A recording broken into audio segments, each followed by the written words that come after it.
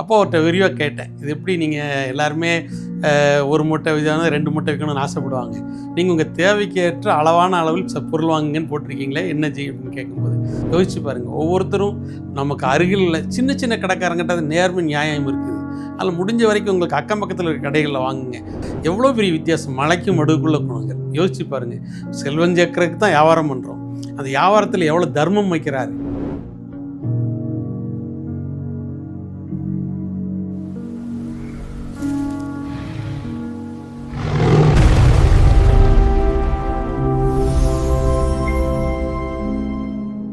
வணக்கம்.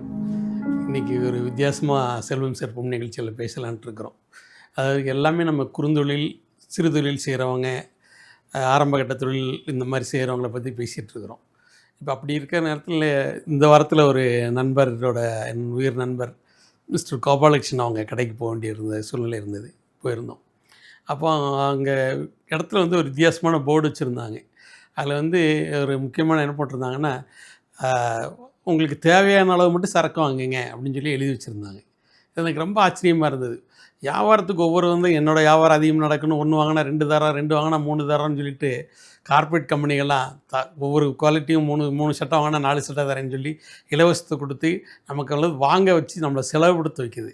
ஆனால் அந்த கடையில் ஒரு வித்தியாசமாக என்ன வச்சுருக்கிறாரு, உங்கள் அளவுக்கு அதிகமாக வாங்கிக்கோங்க அப்படின்னு சொல்லி கடை வைக்கிறார். அப்போ அவர்கிட்ட விரிவாக கேட்டேன், இது எப்படி நீங்கள் எல்லாருமே ஒரு மூட்டை விதம் 2 மூட்டை விற்கணும்னு ஆசைப்படுவாங்க, நீங்கள் உங்கள் தேவைக்கு ஏற்ற அளவான அளவில் பொருள் வாங்குங்கன்னு போட்டிருக்கீங்களே என்ன செய்யும் அப்படின்னு கேட்கும்போது அவங்க என்ன கருத்து சொன்னாங்கன்னு கேட்டிங்கன்னா, இது நம்ம பொருள் உணவுப் பொருள் கொடுக்குறோம், இந்த பொருளுக்கு ஃப்ரீ போட்டு ஆஃபர் போட்டு அவங்களுக்கு தேவையில்லாமல் அந்த பொருளை திணிச்சு அதனால் அவங்க இந்த பொருள் நாளடைவில் கெட்டு போய் அது ஒரு விரயமாச்சுன்னா அது ஒரு தேசிய விரயம் அப்படின்னு ஒரு புது கருத்தை சொன்னார். உண்மையிலே யோசித்து பார்க்கும்போது ஆச்சரியமாக இருந்தது. இப்போ கார்ப்பரேட் கம்பெனிலாம் போனீங்கன்னா, பெரிய பெரிய பிக் பஸார் இந்த மாதிரி கடைகளெல்லாம் போனீங்கன்னா 10 மணிக்கு அஸ்காவுக்கு கொஞ்சம் ரேட் சொல்கிறாங்க, அதுக்கப்புறம் பருப்பு ஒரு ரேட்டுன்னு சொல்லிட்டு ஆஃபர்னு சொல்லிட்டு ஒவ்வொரு அரை மணி நேரத்துக்கு ஒரு முறை உள்ளே இருக்கிற மைக்கில் அவங்க ப்ரெசென்ட் பண்ணிகிட்டே இருக்காங்க. எல்லா மால்லையும் இப்போ மேக்ஸிமம் அப்படி தான் நடக்குது. மளிகை கடையில், டிபார்ட்மெண்ட் ஸ்டோரில் எல்லாமே பார்த்திங்கன்னா ஒரு மணிக்கு ஒரு பொருளுக்கு விலை இறக்கிக்கிட்டே இருக்காங்க. அப்போ அந்த விலை இறக்கி அவங்க என்ன செய்கிறாங்க, வர்றவங்களை கன்சியூம் பண்ண வைக்கிறாங்க. அதிகபட்ச டர்ன் ஓவர் நோக்கி வெறி பிடிச்சு அலைகிறாங்க. ஒவ்வொரு கார்ப்பரேட் கம்பெனி எடுத்துட்டிங்கன்னா அந்த பெரிய பெரிய கம்பெனி எல்லாமே எப்படியாவது நுகர்வோரை நசுக்கி அவங்ககிட்ட காசை பிடுங்கணும்னு நினைக்கிறாங்க.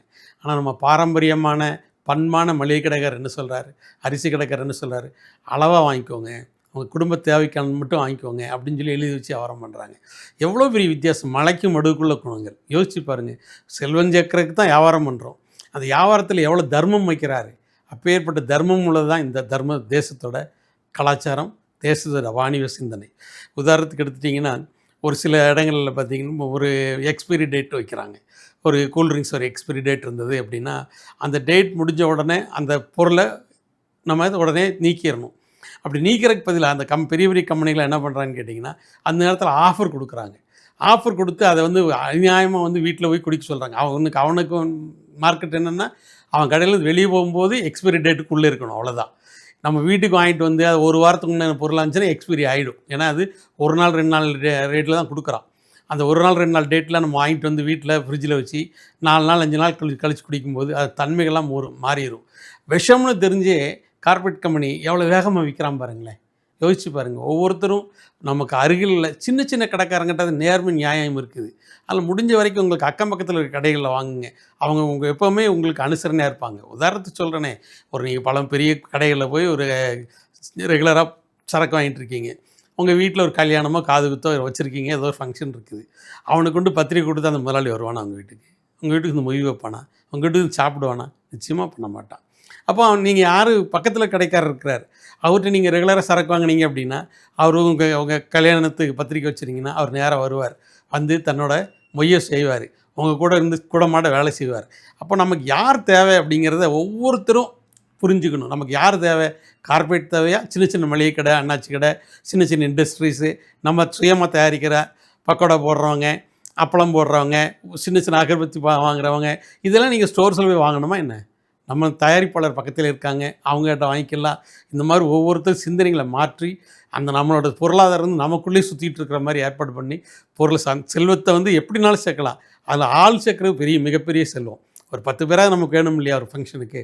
அப்போ அக்கம் பக்கத்தில் இருக்கிறவங்ககிட்ட நல்ல உறவு வச்சுட்டு சந்தோஷமாக மனிதர்களாக மதித்து அந்த செல்வத்தை நல்லா சேர்த்து சந்தோஷமாக இருப்போம். வணக்கம்.